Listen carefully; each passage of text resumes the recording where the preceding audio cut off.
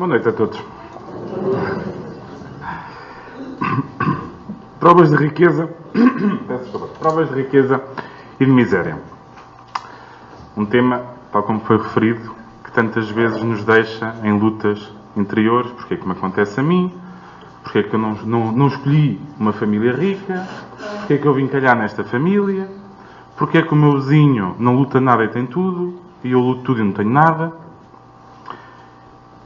E começamos logo aqui com o tema, que é a questão de nós falamos da riqueza como uma prova.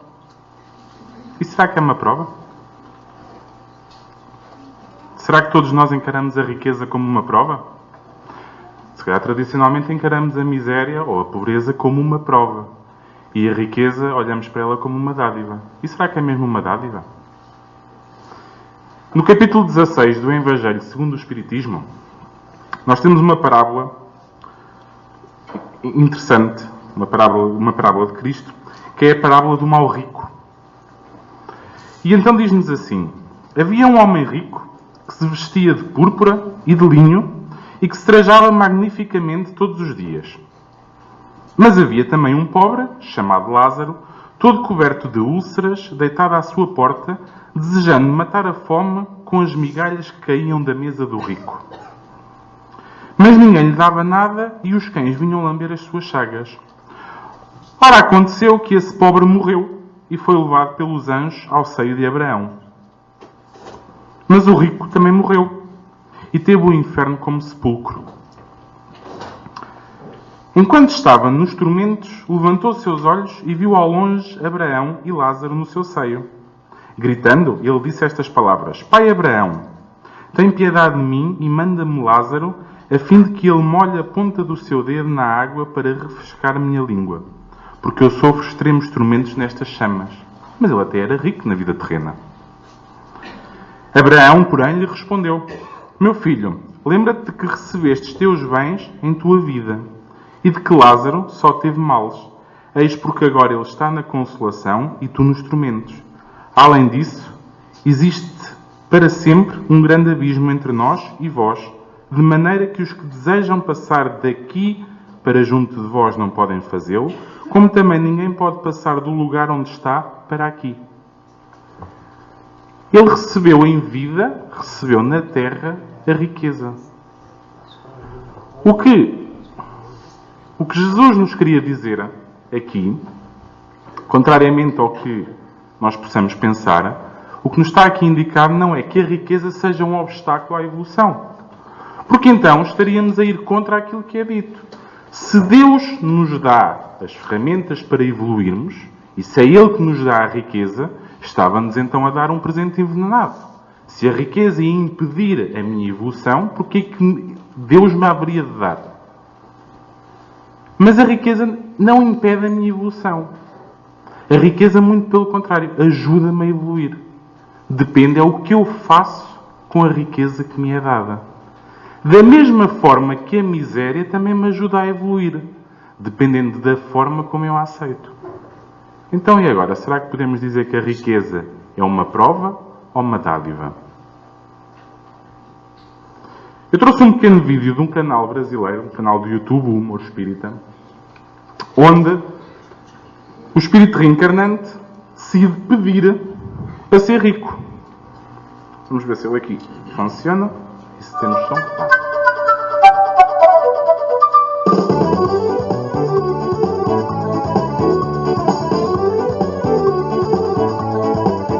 Papai, eu quero reencarnar. Ô minha filha, você faz muito bem. Eu quero reencarnar, é muito rica. Muito rico, você não reencarna bem. Por que, papai? Com dinheiro tu vai ficar avarenta. Briga com os outros por causa de um vintém.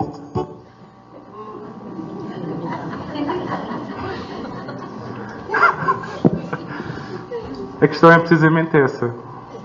É que o pedido do espírito reencarnante até era um pedido puro. Ele queria nascer rico. Ela queria nascer rica para não ter que passar as dificuldades porque já tinha passado. Mas a questão é que, com a riqueza, vinha também a avareza, a inveja, a sedução do mundo material. A riqueza tem este lado negativo. Ela é boa porque realmente dá-nos paz terrena, mas afasta-nos do alto, desliga-nos do alto.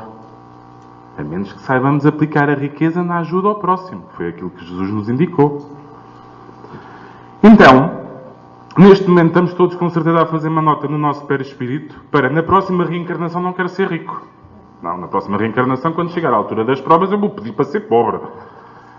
E será que o pedir para ser pobre é também a solução? Será que o simples facto de eu nascer pobre já me dá a absolvição? Vamos lá ver a continuação do diálogo. Papai, eu quero reencarnar. Ô minha filha, você faz muito bem. Então eu quero reencarnar, é muito pobre. Muito pobre, você não reencarna bem. Por que, papai? A pobreza vai deixar você revoltada, vendo os outros ter o que você não tem. Parece que a pobreza... Parece que a pobreza também não era a solução. A questão é esta, é que se a riqueza nos afasta do alto e nos torna arrogantes, nos seduz, a pobreza também nos revolta com o alto. Porque quantos de nós é que num momento de dificuldade não nos viramos para o céu e dissemos, mas porquê? Porquê que eu não nasci numa família rica? Porquê que isto tem que me acontecer a mim? Porquê que eu não posso ter aquele carro giro que passa ali? Porquê que eu tenho que viver aqui? Porquê que não cresci ali? Porquê que não tive esta oportunidade? E esta revolta também me endivida. Porquê? Porque eu não estou a aceitar aquilo que me está a ser dado. São dados os mecanismos necessários para a minha evolução. Só tenho que os aceitar. Porque o que eu precisar, eu tenho em minha posse. Posso é não saber utilizar os recursos que tenho em minha posse. Mas o que eu precisar para evoluir, eu tenho comigo. Então, o que vamos falar basicamente esta noite são dois temas muito simples. O primeiro que é a utilidade providencial da riqueza. Então, se a riqueza me afasta do alto, porquê que existe a riqueza? E porquê que uns são ricos e outros não? E vamos falar da desigualdade das riquezas. Depois teremos a nossa conclusão com uma parte do Evangelho segundo o Espiritismo. Começando por falar na utilidade providencial da riqueza, a questão aqui... Está aqui um bocadinho. Ok, assim já está melhor. Assim. Utilidade providencial da riqueza. Como referi, se a riqueza me afasta do alto, então para que é que foi criada a riqueza? Então porque é que não estamos todos com os mesmos bens materiais? Em quantidade e em qualidade. Se existem os bens materiais, era simples, era distribuí-los de igual forma por todos. Mas todos os homens têm a mesma inteligência e a mesma precaução de o conservar? Ou será que aquele que o recebia hoje gastava tudo hoje sem se preocupar com o amanhã? Então, no Evangelho segundo o Espiritismo, no capítulo 16, existe mesmo um capítulo chamado A Utilidade Providencial da Riqueza, onde nos é referido que, efetivamente, o homem tem por missão trabalhar. Tanto que há um capítulo do Livro dos Espíritos dedicado à lei do trabalho. Pela melhoria material do globo. Deve desbravá-lo, saneá-lo, prepará-lo para um dia receber toda a população que a sua extensão comporta. Nós vivemos num planeta de provas e expiações. Não vivemos num mundo perfeito. Se o planeta tem que evoluir, quem é que tem que trabalhar para fazer o planeta evoluir? Somos nós. Somos nós que o habitamos. É-nos dada a possibilidade de evoluirmos neste planeta com a missão de também fazer o planeta evoluir materialmente e espiritualmente pelos nossos pensamentos. Mas como é que eu faço a evolução material da orbe terrestre? A partir da ciência, o homem procurou criar os meios para executá-los, para executar esta evolução do globo terrestre. De uma forma mais segura, rápida. No entanto, para fazê-lo precisava de recursos. Daí a necessidade de se criar riqueza. Eu precisava de estradas para fazer chegar os alimentos à comunidade minha vizinha. Eu, para construir as estradas, precisava de comprar um material que o meu país não tinha e tinha que comprar ao meu país vizinho. Mas para eu lhes comprar o alcatrão, eu tinha que lhes dar algo em troca que eles não tivessem. Portanto, quando nós pensamos na questão da riqueza enquanto bem monetário, há muitos, muitos anos a riqueza não era o dinheiro propriamente dito. A primeira moeda de troca eram búzios. Eram necessários. Eram alimentos. Fazia-se a troca de alimentos. Ainda hoje temos aldeias em que nós fazemos a troca. Ok, eu dou-te um fardo de palha, tu dás-me X ovelhas. Existe, ainda aqui perto, existem situações desse tipo, mas não faz isso. Portanto, isto era o trabalhar a riqueza. Era necessário fazer esta riqueza para provocarmos a evolução do globo. Daí a necessidade da riqueza. Sendo a riqueza o principal meio de execução, sem ela não haveria grandes trabalhos nem atividades. Nem estímulos. Porque a riqueza também veio criar o estímulo. O homem é que se perdeu no estímulo. Por aquela parte ainda não evoluída dele de juntar. De trazer até si. Mas a realidade é que a riqueza trouxe-nos coisas incríveis. A evolução no campo da saúde. A evolução no campo da educação. A evolução na qualidade de vida.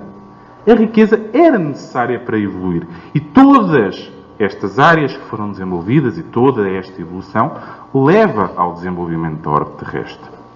É com razão, portanto, que ela é considerada como um elemento de progresso. A riqueza é um elemento de progresso. Ajuda a evoluir a sociedade. Mas também me ajuda a evoluir a mim se eu souber fazer o bom uso da riqueza quando a tenho em minha posse.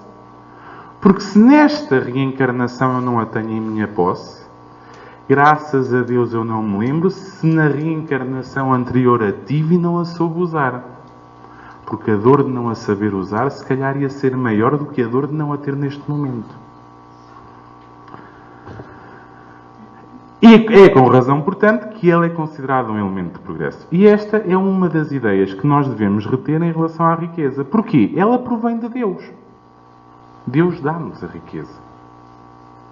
A riqueza provém da terra. Quem é que nos deu o que nós temos na terra? Foi Deus. Então Deus colocou acessível a nós. Nós é que não a sabemos muitas vezes usar. Porquê? Porque temos este apego aos bens terrenos que se apresentam como obstáculo de salvação. Então, o que é que eu deverei fazer com a riqueza? Uma mensagem muito simples que Deus nos deixou. Fora da caridade não há salvação. Se eu tenho o instrumento, se eu me foi dada a possibilidade nesta reencarnação ter os meios ao meu alcance, eu tenho que ajudar aquele que por prova ou por expiação neste momento não tem acesso às mesmas possibilidades que eu. Fora da caridade não há salvação, mas que não veja a tua mão esquerda ou que dá a mão direita. Portanto, nós temos as ferramentas, temos o conhecimento. Só temos que começar a aplicá-lo. Então, porquê que há esta necessidade das desigualdades das riquezas? E este é um problema que nós não conseguimos resolver. Por causa daquilo que eu já disse anteriormente. Se nós o distribuíssemos de forma igualitária, todos tínhamos a mesma quantidade de riqueza, não era gerado o bolo total para provocar a evolução. E ia haver sempre desigualdade. Porque os homens não estão todos ao mesmo nível de evolução. E as minhas necessidades de evolução são as minhas necessidades de evolução. Nada tem a ver com as necessidades de evolução dos restantes com quem eu habito. Cada um tem a sua prova, tem o seu caminho, tem a sua necessidade. Então, na questão 814 do Livro dos Espíritos, Kardec pergunta: porquê é que Deus a uns concedeu a riqueza e o poder e a outros a miséria? Porquê que será? A resposta é muito simples. Para experimentá-los de modos diferentes. Porquê? Porque ao homem foi dado o livre-arbítrio. Nós esquecemos que temos o livre-arbítrio. Então, para que eu evolua e aprenda por mim, para que eu aprenda por mim a distinguir o bem do mal, é-me dada as ferramentas para ver o que é que eu vou fazer com elas. Então, eu posso escolher quando rico, quando nasço, quando reencarno numa família sem dificuldades, quando me são dados os meios materiais, eu posso escolher praticar o bem. Ou posso escolher guardá-los para mim e não os partilhar com ninguém. Posso me tornar avarento, posso me tornar invejoso, ganancioso. Mas se não me são dados os recursos materiais que eu considero que seriam necessários, posso me tornar revoltado, descrente, não aceitar. E o que é que eu estou a fazer? Só estou a fazer mal a mim mesmo. Só estou a dificultar o meu caminho. Mais nada. Portanto, este experimental de modos diferentes é dar ao espírito reencarnante a possibilidade de escolher qual é o caminho que quer seguir, com as ferramentas que necessita para evoluir. Além disso, como sabeis, essas provas foram escolhidas pelos próprios espíritos. Orientados. Vimos no vídeo ali atrás com algum humor que eles estavam a ser orientados, efetivamente. Mas eu podia ter escolhido a mesma, podia ter seguido em frente com a prova da riqueza. Não, eu consigo. Não, eu não vou ser avarento. Não. O problema é que quando eu chego cá à Terra, esqueci-me de tudo. Esqueci-me de tudo o que prometi do outro lado. Por isso, quando eu assumo o compromisso, não me posso esquecer que no final também vou ser julgado. Daí que na parábola que li no início, o rico já tinha recebido os bens na terra. Não o show foi utilizar. É importante percebermos o que é que fazemos com aquilo que temos. Porque a quem muito foi dado, muito será exigido.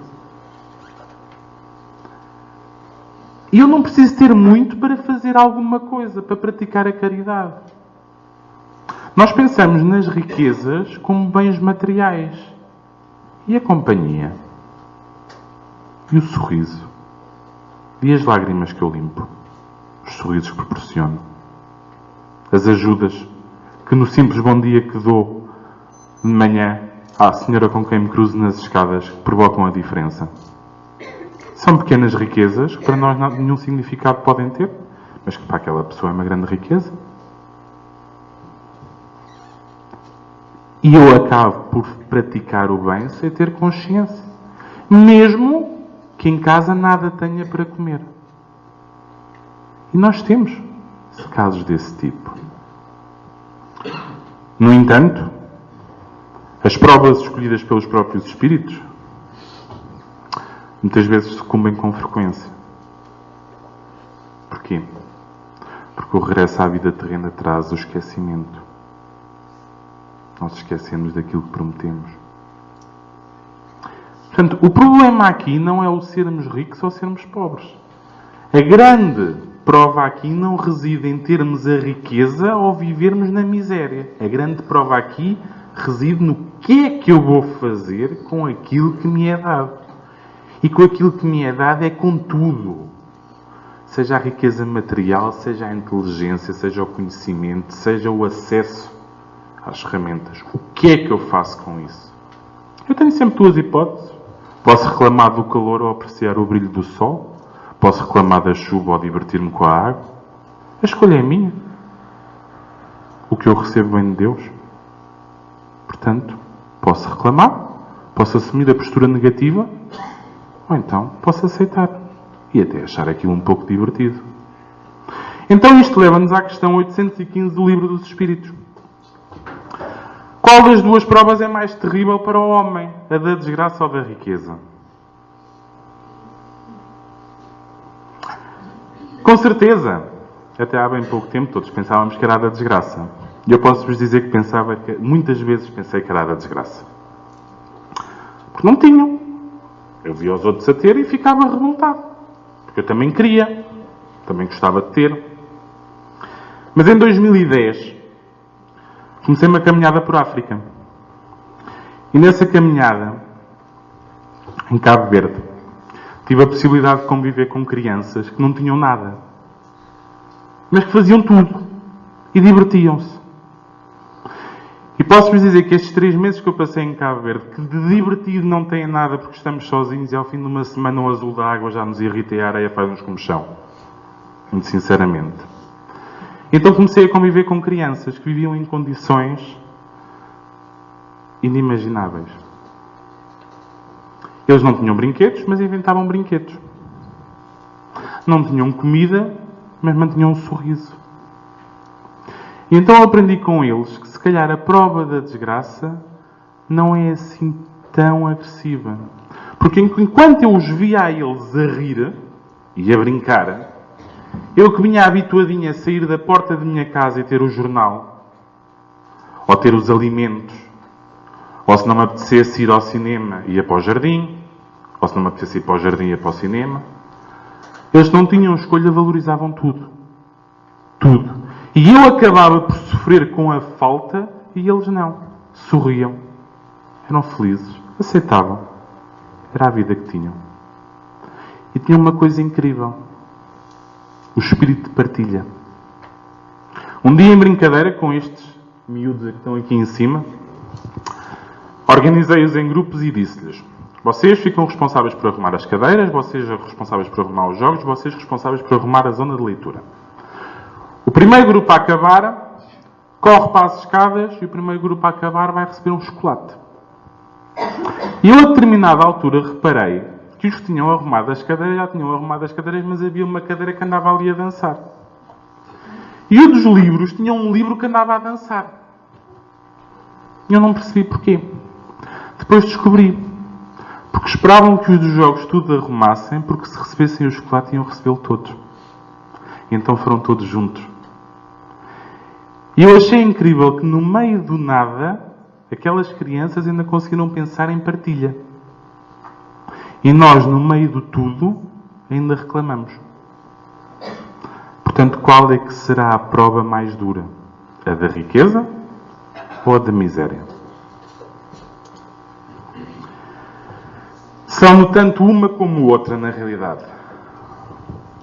Pois tudo depende do livre-arbítrio e daquilo que eu decido e da forma que eu decido aceitar a minha aprovação. Lá está. Quando o sol nasce, nasce para todos.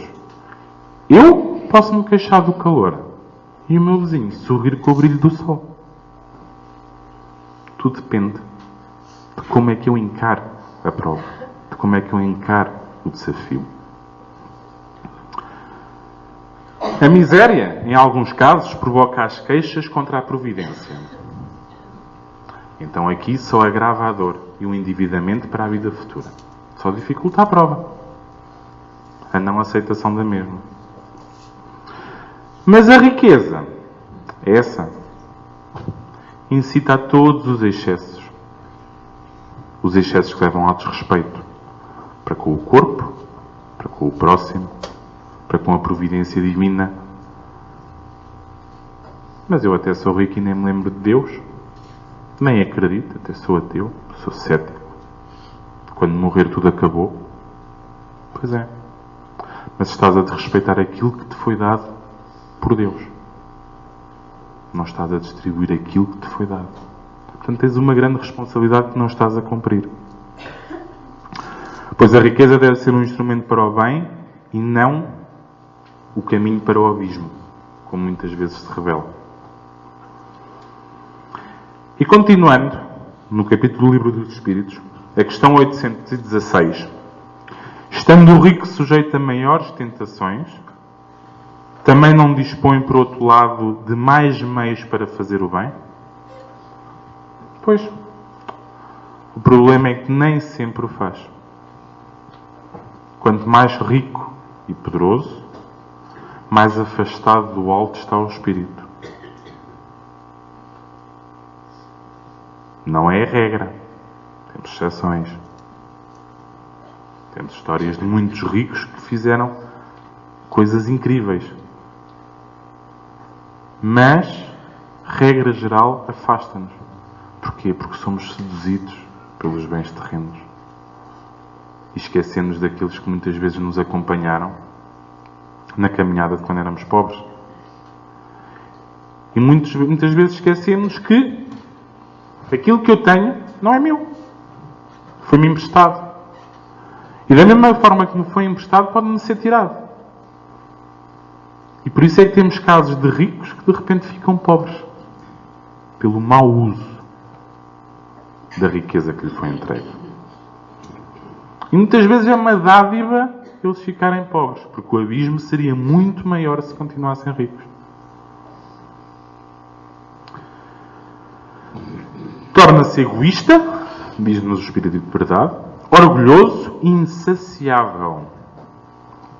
Com a riqueza, suas necessidades aumentam e ele nunca julga possuir o bastante para si, unicamente.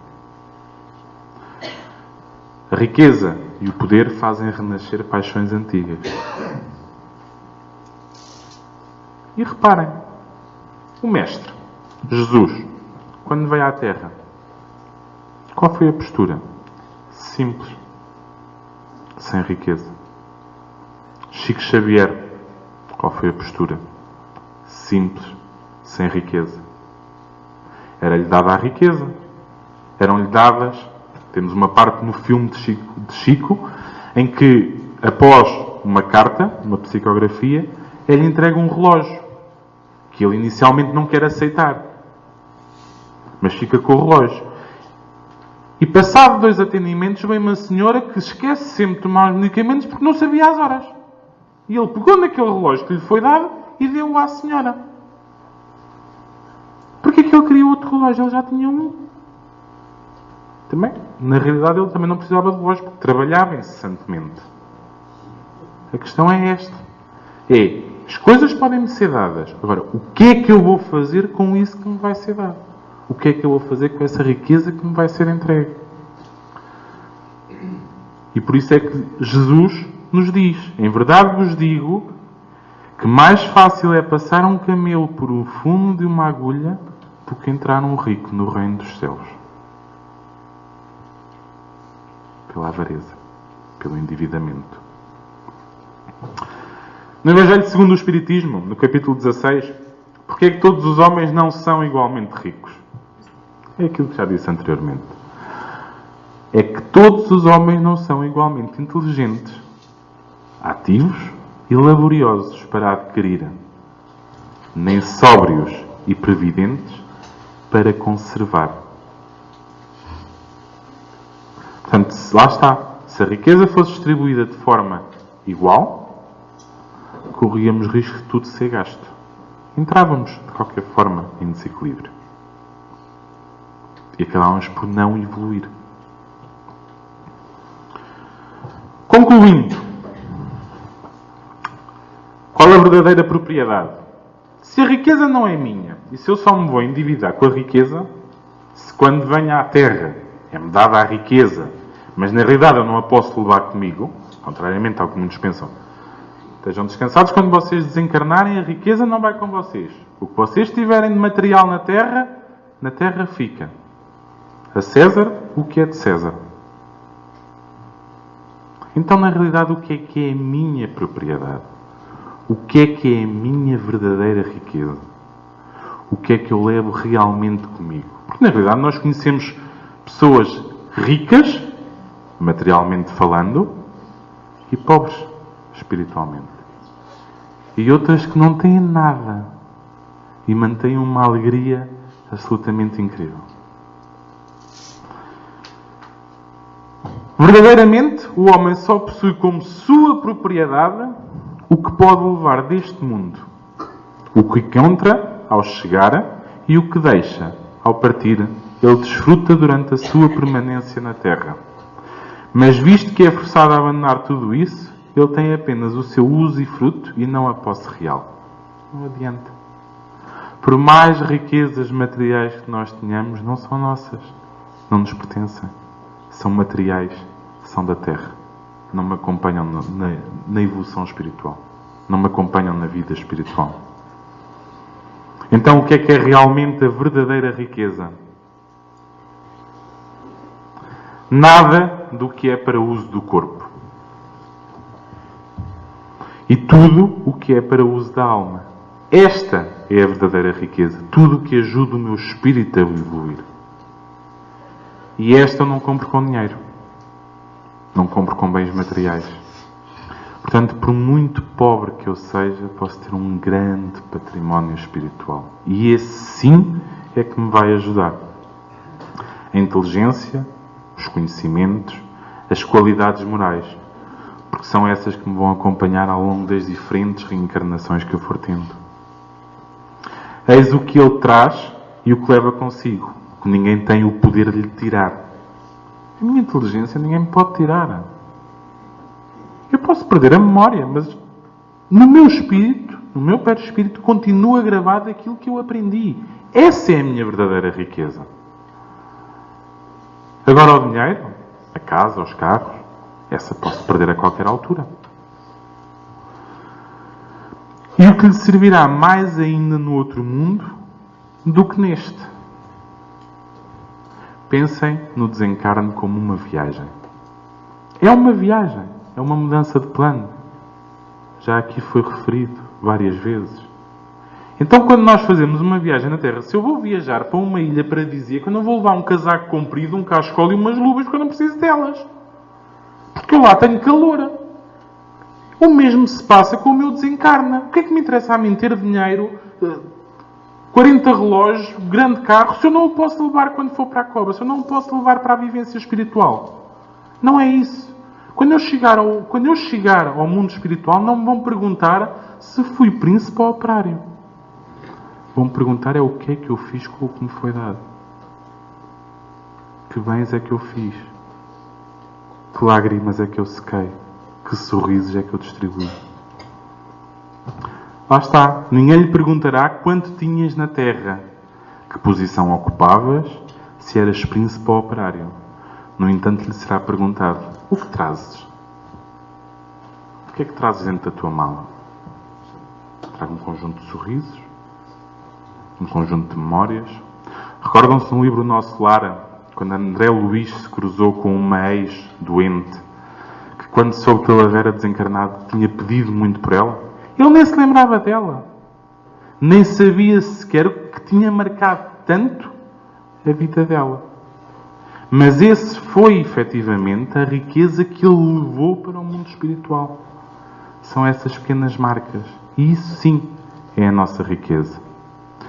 Pois assim pode o operário ser mais rico que o príncipe. Pois os bens da terra não é ao homem que pertencem, mas a Deus, que os distribui de acordo com a sua vontade.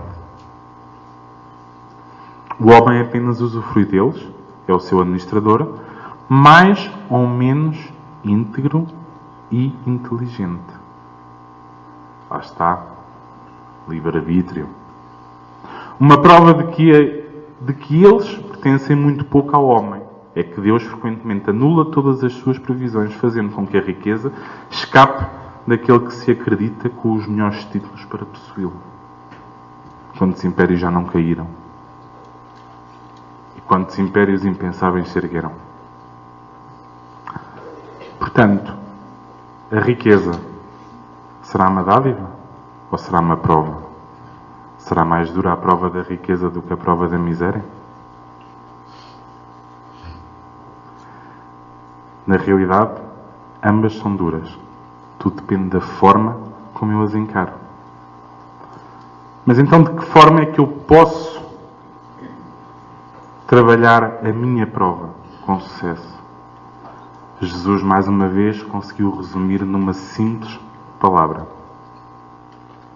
amai-vos uns aos outros. E no amai-vos uns aos outros eu não preciso ter bens materiais. Basta só ter a vontade.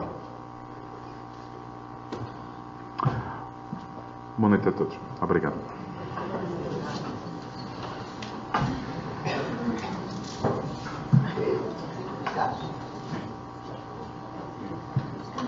Vou aproveitar. Sim.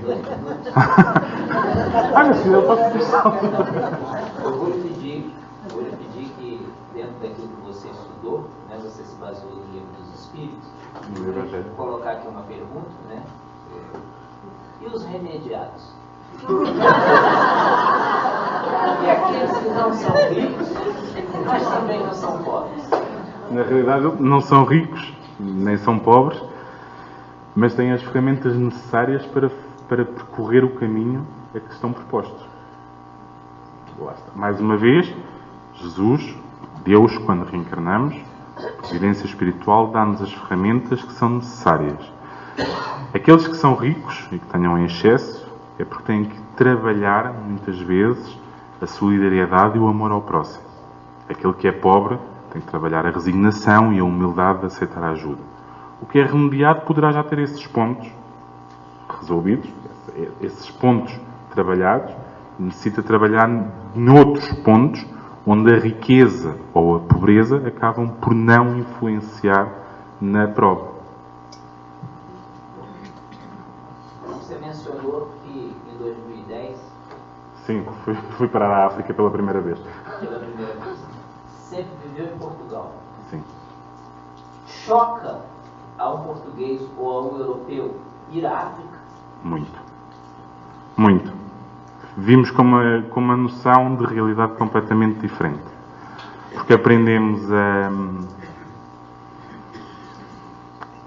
Os pequenos nadas do nosso dia-a-dia, da nossa vida comum, acabam por ser muito.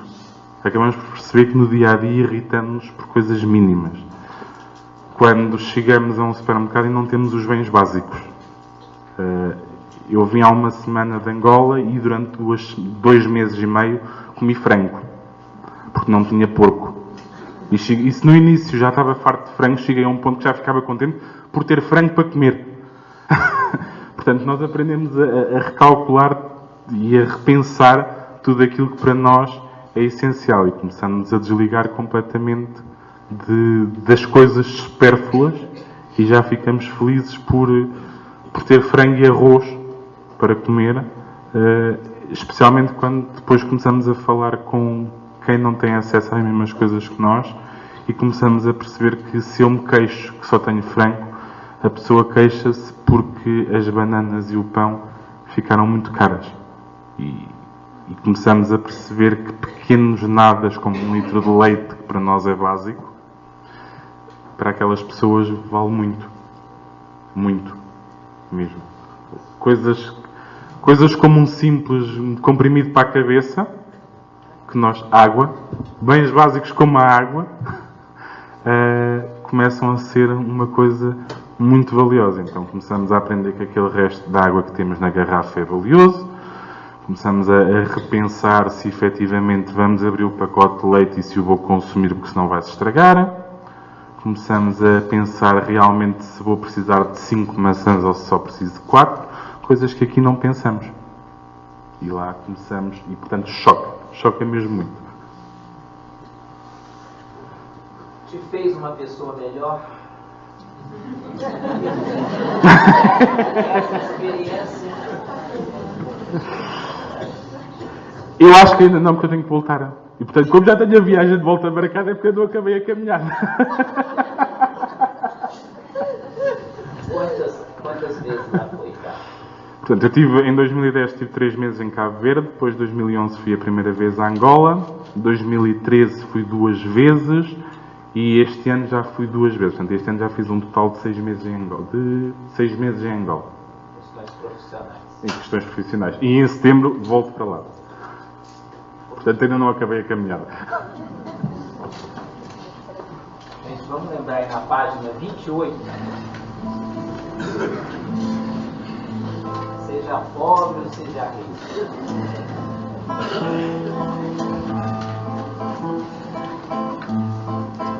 Seja pobre ou seja rico, tem sabido um gênio até. Tudo que você sabe, tudo que você tem, não traduz bem o que você é. Por quê? Verdadeiro só é o bem. Que bem? O bem que se faz quando a gente faz um bem a alguém. Quando o bem este bem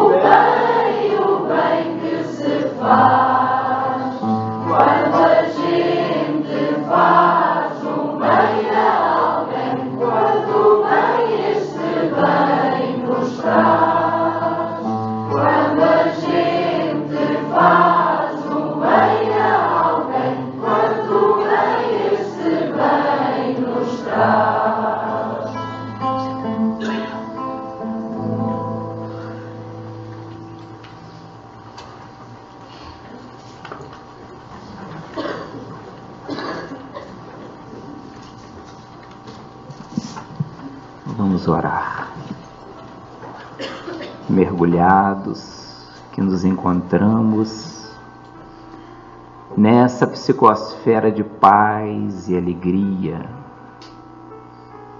em que, sob o convite da abençoada doutrina dos Espíritos, alargamos o horizonte dos nossos corações, vendo Deus, a vida, as bênçãos e as dificuldades com outros olhos. Ó Deus, Senhor do Universo, Senhor das estrelas, do mar, dos rios, das cascatas, dos vales e das montanhas, dos minerais, dos vegetais, dos animais. Senhor Jesus, amigo de todas as horas, divino pastor, que não tinha uma única pedra onde pudesse repousar a cabeça.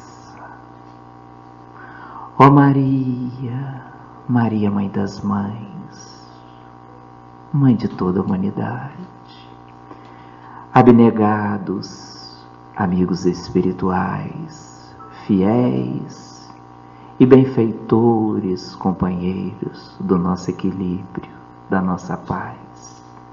Nessa noite, queremos te agradecer o dia que se foi, a noite que se aproxima, a madrugada que virá. Agradecermos-te o pão, a mesa, agradecermos-te o teto, o lar, a família e os amigos, nossos animais de estimação. Queremos te agradecer a boa disposição, traduzida como saúde, e a disponibilidade e oportunidade de trabalharmos. Queremos te agradecer o pão espiritual, a água da vida que nos sacia a sede de conhecimento espiritual. Queremos ainda assim agradecer a companhia dos amigos espirituais, dos nossos anjos de guarda, espíritos protetores, familiares queridos que já se foram. E queremos agradecer também, de acordo com o nosso entendimento, as dificuldades e as lutas. Agradecemos se porventura hoje nos faltou pão à mesa. Agradecermos-te pelos dias que tivemos com fartura. Suplicarmos que o socorro nos chegue a fim de minimizar essas dificuldades de agora. Se doentes, pedimos-te o alívio, a cura, quem sabe uma mão amiga para nos poder erguer. Se desanimados, tristes, desanimados, Inspira-nos uma palavra de estímulo, a fim de avançarmos, deixando de lado a tristeza e a ansiedade, olhando para o horizonte, com olhos de quem espera e acredita em dias melhores. Ó Senhor Jesus, deixa-nos envolver em vibração todos aqueles que numa imensa coletividade nos chegam às portas desta casa, como tantos outros templos e igrejas que levam a bandeira do Teu nome, pedindo-nos socorro, auxílio, amparo. Oramos por aqueles que nos chegam ao quebrados e enfermos, pedindo o alívio, o alento, a saúde. Oramos por aqueles que se encontram nos hospitais, nos lares, nos orfanatos, nas penitenciárias, nas ruas. Ó Senhor Jesus, deixa-nos orar por aqueles que se colocam na condição de nossos adversários ou opositores. Envolve-nos, Senhor, a fim de nos fazer mais corajosos para compreendermos os desafios da vida, na miséria, na riqueza, na situação mediana. Inspira-nos a sermos felizes com aquilo que temos. Inspira-nos, Senhor, a fim de que os talentos em nossas mãos se multipliquem, a fim de atender tantos quantos necessitem de nós à nossa volta. Permita-nos, Senhor, orar e envolver aqueles que nos pediram prece, pelos que desencarnaram hoje, pelos que desencarnaram recentemente ou há muito tempo. Os envolvemos em nossas orações, buscando na Tua companhia. Assim nos despedimos, rogando que prossiga nos amparando, nos envolvendo na Tua paz, e a nossa gratidão pelo conhecimento que nos liberta e nos impulsiona à felicidade, hoje e sempre. Fica conosco, Senhor Jesus.